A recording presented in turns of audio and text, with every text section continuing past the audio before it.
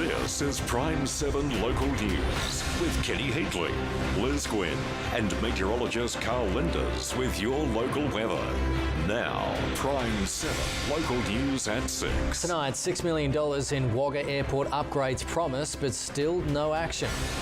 Locals swindled of cash, caught in the trap of scammers. Last roll around the rink, Wagga's Rollerdrome to close its doors. And a fine and mostly sunny Wednesday on the way. Your weather details are coming up next. Good evening. Wagga City Council has been promising major upgrades to the city's airport for years, but so far there has been no redevelopments delivered. 2 years ago, $6 million worth of state government funding was secured to construct an indoor baggage claim area and redo the taxiway. Now the entire upgrade has been put on hold until further notice. Whether it's freezing cold, boiling hot, or anything in between, one place you'll feel it is at Wagga Airport's outdoor baggage claim.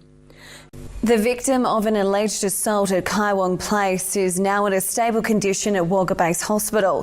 The 44-year-old was yesterday fighting for life after police alleged he was attacked by his neighbour with a set of bicycle handlebars. He received critical injuries to his head and neck and was placed in an induced coma, but his situation has since improved. 64-year-old Michael Jared Bresnan remains in custody, charged over the incident. Police are calling for public assistance to locate a wanted man after he evaded his district court trial yesterday. William Jethro Bell is known to frequent Wagga, Young and Gundagai. The 42-year-old is required to stand trial on several charges, including armed robbery using an offensive weapon and assault occasioning actual bodily harm. A new report out tonight is hoping to spark a national conversation about getting more migrants into areas like ours. The Regional Australia Institute says relocating refugees to regional towns could help reverse population decline and a shortage of workers. New to the country and choosing the country. Vijay came to Australia from India almost 10 years ago. Now he's running Orange's Motor Lodge. He says there's no place he'd rather be. I love it, and my family loved it. My in-laws, my family from India, they come all the time here. It's over to Karl for a quick check of our local weather.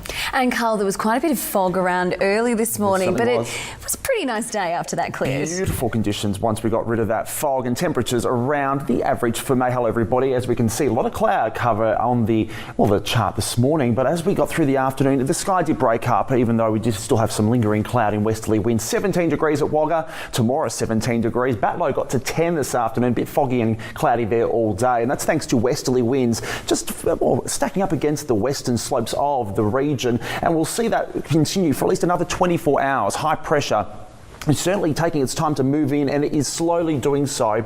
As it does, it's going to weaken. We'll see frosts return, clearer skies and light winds for the end of the working week, but still no real significant rainfall is expected. Now, out of Lake Jelligo to the list for dams, 56% gives us a good map of how the Murray-Darling Basin is running at the moment. Guys, see you after sport with more. Thanks, Karl. We'll catch you later. Thank you. Still to come in Prime7 News, a Wagga animator features in an international festival. And funding to help people with disabilities unleash their inner artistry. And then at 6:30, guilty, the most senior Catholic charged with covering up child sexual abuse convicted. A former Australian student found guilty of the horrific axe murders of his parents and brother in South Africa. And the official portraits of Harry and Meghan's big day. We'll see you in a sec.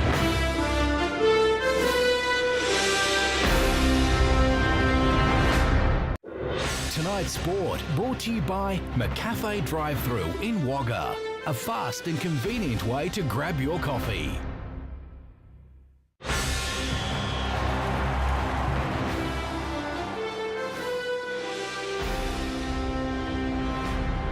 In local rugby, a dominant first half for Albury was enough to put away CSU in round 7. But it wasn't all bad news for the Reddies in what was a busy weekend for the competition. It didn't matter whether it was out of the scrum or in the midst of a maul. Albury had no trouble putting the sword to CSU early in their round 7 matchup. The try line an all too familiar location in the first half for the Steamers. The Riverina soccer community is set to receive a big boost with Football Wagga Wagga and Football New South Wales appointing their first full-time development coordinator for the region.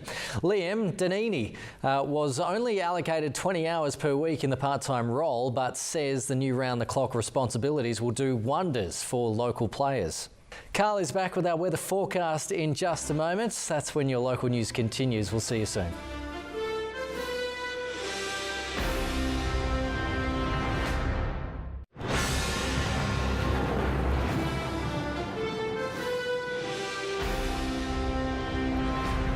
Back to Karl for the latest local forecast. And Karl, this high will be moving further east for midweek. That's right, and sunshine will become a little bit more widespread, guys, as we go through the outlook period. That high pressure system is going to weaken slightly as it moves in over the latter part of the week, allowing for a bit of a trough to develop out to the west. We'll have a look at that in just a moment, but as we can see, no strong winds are expected over the coming 5 days. Weakening cold front early next week will start to detach and then move away to the southeast, followed up now by a system out to the west. It's going to combine with cold air, and now we're starting to see, well, some rain developing in towards the southern and eastern inland. Now again, this will likely change. Last night we had the low sitting out over Adelaide. Overall, we are seeing a rainfall signal not only on the west coast but also through eastern areas and the central inland. Good signs. We'll keep an eye on it.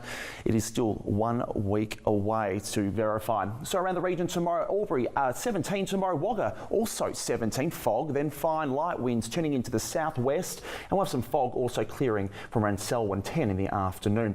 We'll look at the forecast for Thursday and for Friday. No real change is expected. We're looking at foggy starts, frost developing on Thursday morning and again on Friday morning. Temperatures over the coming 3 days really not moving either, between 16 and 19 degrees throughout the region, around the average for this time of year as we track this high pressure system through towards the east. So a lovely couple of days on the way, and as we track through the remainder of the 7-day outlook, it's good to see some rain developing on the charts by the end. But before then, we have a run of foggy days and clear sunny afternoon, partly cloudy conditions with a northeaster developing. So we'll see temperatures drop away right throughout. Frost is likely over the southwest slopes from around Friday onwards. A northerly flow developing. Northerlies bringing in 21 degrees for the end of meteorological autumn. Rain developing for maybe the start of June, guys. That's a hard one to say. You know, we'll take even 10 millimetres after how dry it's been. That is a good sign, though, so we'll keep an eye on that. That's the weather to watch. Great stuff. Thank you, guys. Karl. See you soon. And that's your local news for tonight. You can discuss tonight's stories on Facebook. And catch up on tonight's top stories on the website. Stay with us now for Prime 7 News at 6:30 with Madeleine Collignon. Have a great night. Catch you tomorrow.